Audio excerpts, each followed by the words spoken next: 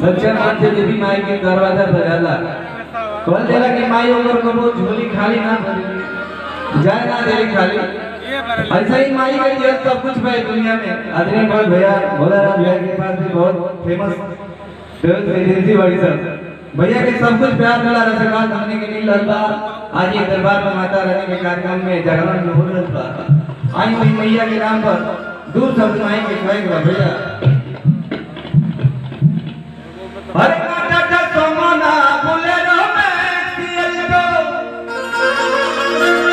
बाजी की मारुति ना सफारी पारी संतो अरे ना को छोटी मोटी गाड़ी बा ये हमरा दुर्गा मैया के हमरा दुर्गा मैया के ही भगवत तारे मां हमरा दुर्गा मैया के कहीं भगवत तारे मां दादा के बोलो ना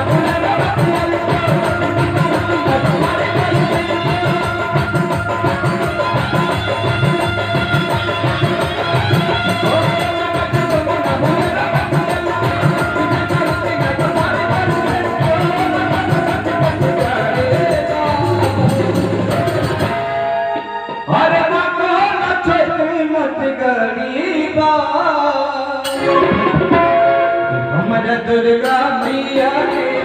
हमरा दुर्गा मैया के कहीं भगवत तारे हमरा दुर्गा मैया के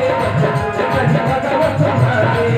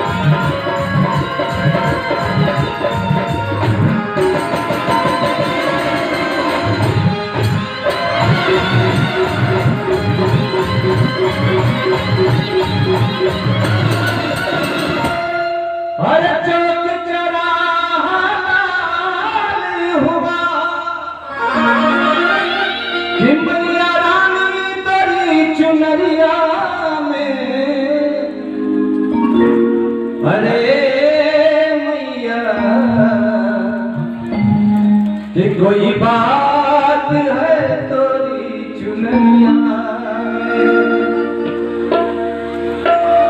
हर चौक चौराहा लाल हुआ मैया तेरी चुनरिया में चौक चौराहा लाल हुआ मैया तेरी चुनरिया में मैया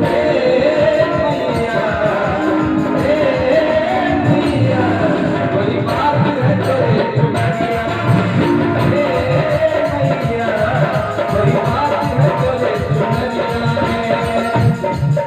ये निकिया माई देखिए अपने जगह पेट के नीचे बने जा कौन है तन गुर्दा नीम की पेट लगी माई लगा लग मेरा कौन है तन गुर्दा की माई पेट की झूला पर झूले माई के निवास पेट वही होला जो पेट ना बनी के मैं ये निकिया माई तो हजा के चुनरी चढ़ाई